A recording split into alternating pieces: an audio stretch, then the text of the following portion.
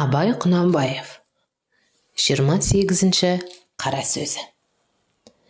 Ей мұсылмандар, біреу бай болса, біреу кедей болса, біреу ауру, біреу сау болса, біреу есті, біреу есер болса, біреудің көңілі жақсылыққа мейілді, біреудің көңілі жаманшылыққа мейілді бол.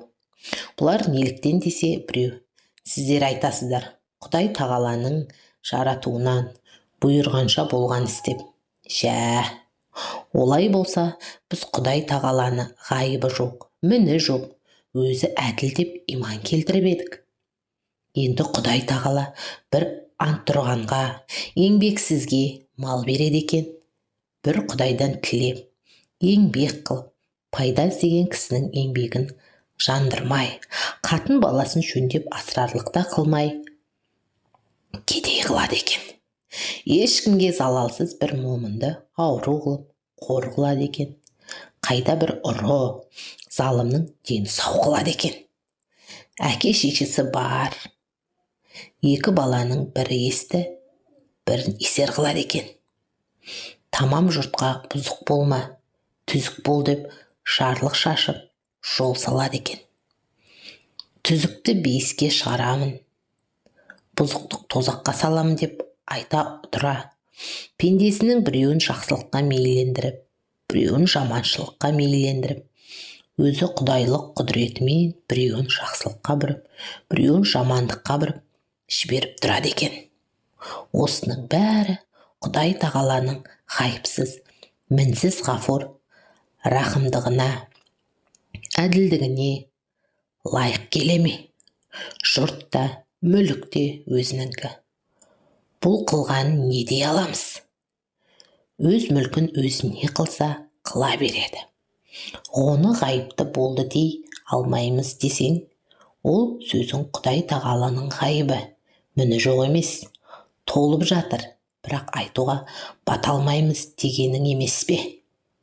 Олай болғанда, пенде өз тырысқандығыменен не табады? Бәрін қылдырушы өз екен.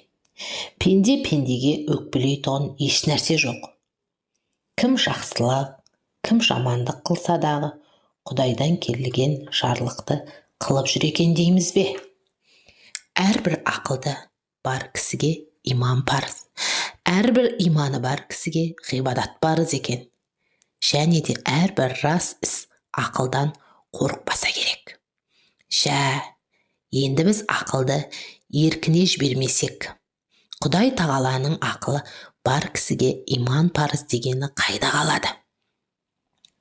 Мені таныған ақылмен таныр дегені қайда қалады?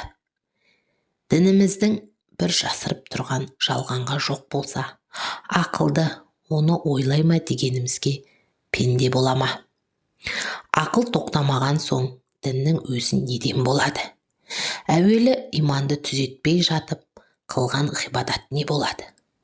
Жоқ, сен жақсылық, жамандықты жаратқан Құдай, ләкин қылдырған Құдай емес. Ауруды жаратқан Құдай, ауыртқан Құдай емес.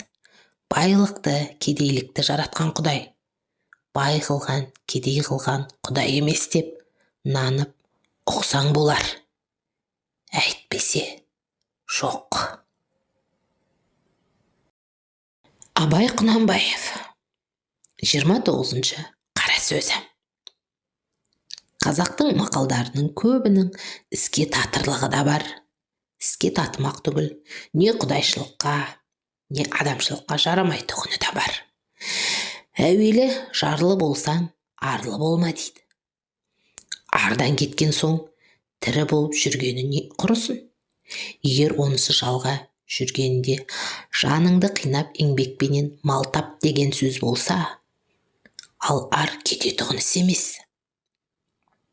Тыныш жатып, көзін сатып, біреуден тіленбей, жанын қарманып, адал еңбекпен мал істемек ол арлы адамның ісі.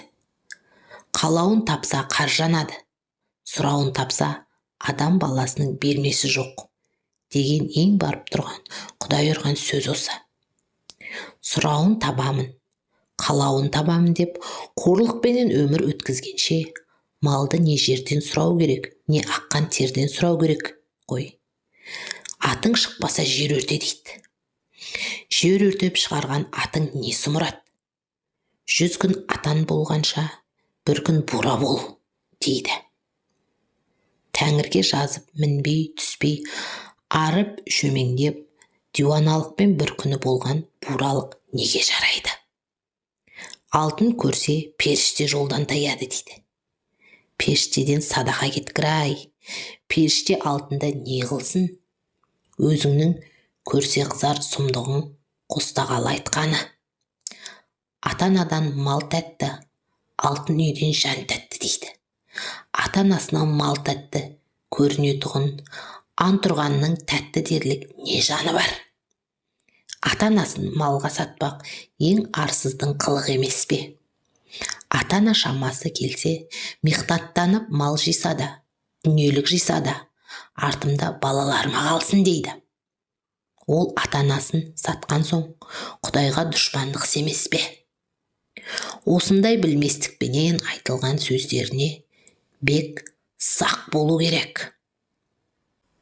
Абай Құнанбаев, 30-ші қара сөзі. Қырқын мінсе, қыр артылмайтұғын осы бір қырық мақтан деген бір мақтан бар. Сол неге керек, неге жарайды? Ол ар, есті білмейді, намысты білмейді, кең толғау, үлкен ой жоқ, не балуандығы жоқ, не батырлығы жоқ, не адамдығы жоқ, не ақылдығы, арлылығы жоқ. Мойнын бұрып қойып, ой Тәңір-ай, қойшар, кімнен кім артық дейсің? Кімнің басы, кімнің қанжығасында жүр? Ол менің қазаныма ас салып беріп жүр ме? Мен онан сауын сауып отырмын ба? Деп бұлғақтап, немесе аяғаным жаным ба? Ой, енесін ұрайын, өліп кетпей неге керек?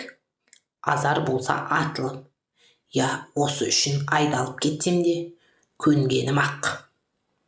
Әйтеуір бір өлім бар ма? Деп қалшылдайтұғын кісі көп қой. Өздерінің көріп жүрсіңдер, осы айтқан сөз бойына лайық қазақ көрдіңдер ме? Өлімге шыдайтұғын қазақ көргенім жоқ. Өлімге шыдамаймын дегенде қазақ көргенім жоқ.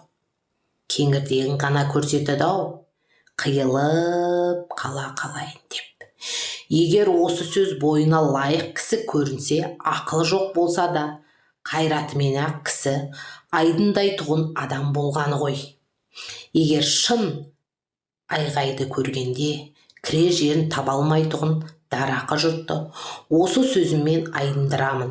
Мына кәпірден кісі шошитұғын екен, тегізіп айдындырайын деп айтып отырған құр домытпасы болып, босқа қоқиып отырса соны не дейміз? Ай, Құдай-ай, жанға мырза қылатұғын, ердің жағдайдай-ақ сертке тұрғыштығы, малға мырзалығы, нені бір тиын естіп көрмейтұғыны, жомарттығы әртүрлі белгісі бойында тұрмас па еді? Ұялмас бетке талмас жақ береді, деп көп бұлжыраған арсыз, ұятсыздың бірі дағы.